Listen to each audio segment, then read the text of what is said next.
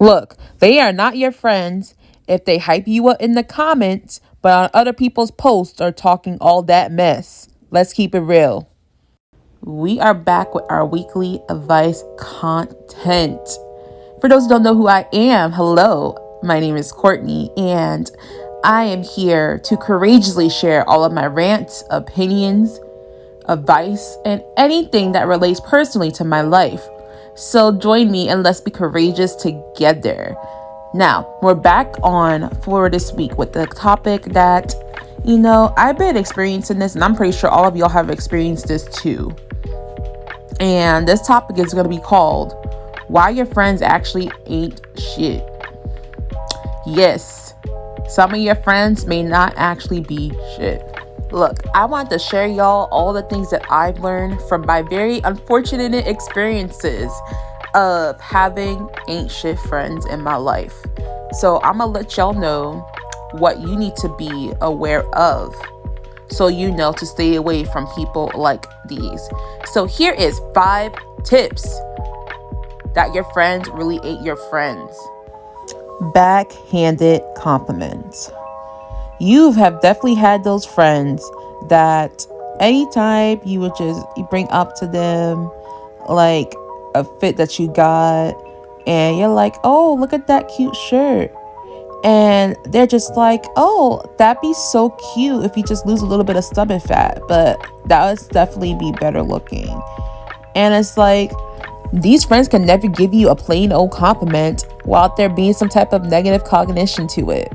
Like, it's always something that's there to uplift you, and then immediately after is there to put you down and make you not feel good. Another good example is you come in to like work or school to see your friends, and you got like a new fit on, and they come up to you and you're like, oh my God, you look so much better than yesterday. And then it's like, they're complimenting you, but then they're also saying that you didn't look good at all yesterday. So it's just that really weird complimenting. And if your friends are doing this, and you often got to think to yourself, if are they insulting me or are they complimenting me, then they very well may not be your friends at all. Because friends don't compliment you and then in the same breath insult you. Your friends will uplift you regardless and make sure that you know that you're looking good, you're feeling good, and all that.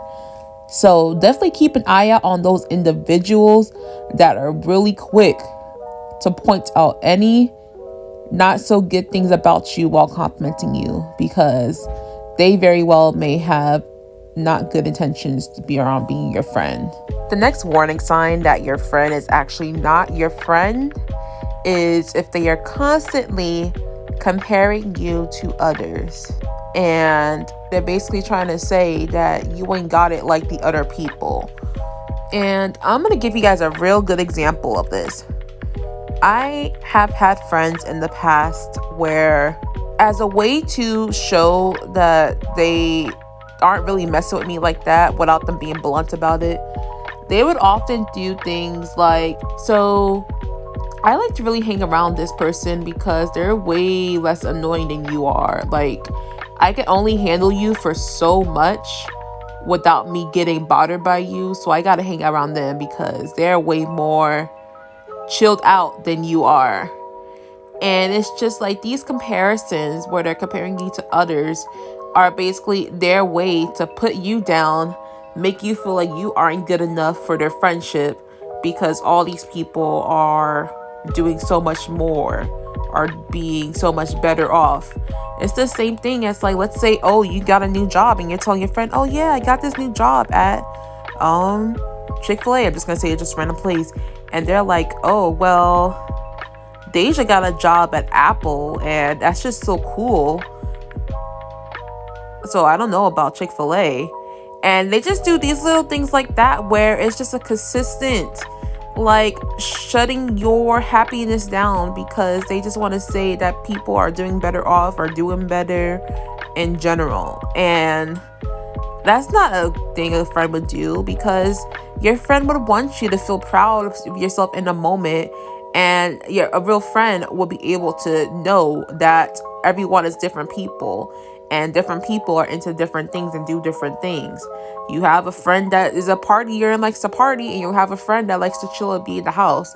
So it's not good to compare your friends to others, because all that does is add to conflicting emotions, and it causes your friend to not feel comfortable around other people. So definitely do not have friends around you that consistently compare yourself to others, because they very well are not really your friend. Your real friend would not do that to you. In this next warning that your friend may not actually be your friend, I'm just going to give y'all a scenario and you tell me what you think. So, let's say you talking to your girls and you inform them that you have hit 6 months in your relationship now. And then just out of nowhere, your friend wants to go on and just be like, oh, why do you have this relationship and I don't got the relationship? Like, this isn't fair. Like, I've been waiting so long to be in a long-term relationship and I just can't get it. But you got it. So why can't I have that? And they basically just go on that whole rant, just talking about their feelings, how they feel, projecting all of their negative feelings towards you. And now your good news has now turned into something completely awkward, in which now everyone has to just focus on how your friend is feeling and things like that. When situations like that happen and you just start to become very uncomfortable with giving good news or expressing good news to any of your friends, that should be a sign that maybe this friend is not the friend you think they are. Because a good friend would not make you feel uncomfortable with wanting to tell them your good news and just tell them how good you're doing. And they wouldn't also just turn any of your good news into a pity me moment. They would just allow you to have your shine and keep that feeling to themselves. And that's not there to say that your friends aren't allowed to not feel upset or feel bad and stuff. Like, yeah, they should be allowed to vent on occasion if they feel like they aren't getting the things that you're getting, or they're not experiencing the things that you're getting. But it's like when it becomes a pattern, then that's the only topic that they bring up, then that's your sign that your friend may have some negative feelings towards you or feel jealous towards you. And they may very well also feel that you may not even deserve the things that you have, just because they're feeling a type of way that they aren't experiencing that as well. So definitely keep a lookout on individuals that do things like that. Now, nothing says a fake friend that is not your friend than someone that always happens to get your business out in the public. And when I say that, I'm going to focus on like the Facebook friends, because I know with the online world, we tend to feel much more comfortable with making our friends online than, let's say, 10 years ago. So we have a lot of online friends, and we may even have a lot of close online friends. But it becomes an issue where you have your close friend that you're telling them all of your personal stuff that you are assuming are going to be things that is kept between them. And the next day, you see a subtweet post about it, or you get people hit you up next day saying, oh, I'm sorry that this happened, or so-and-so told me what's going on. And it's like, wait, only they were supposed to know what was going on with your situation. So why do all of these 5 people know about the situation? Or in the case of the posting, why is there a post that's basically talking about your situation when you didn't want it out there in the first place? Your friends will know how to keep certain things out of the general public's knowledge and know when certain things should not be spoken to other people. If your friends are real quick to tell your business or your tea to others, and I see this a lot for like the YouTube channels, like for those who watch Voodoo Child, and she does her tribe's teas, and a lot of people just be straight out throwing out and pouring all of their friends' tea and personal stuff on her live stream with no problem. But they're saying that the other person's the bad friend. But it's like, no, sis, you're the bad friend because you're out here telling all their tea on to a bunch of strangers.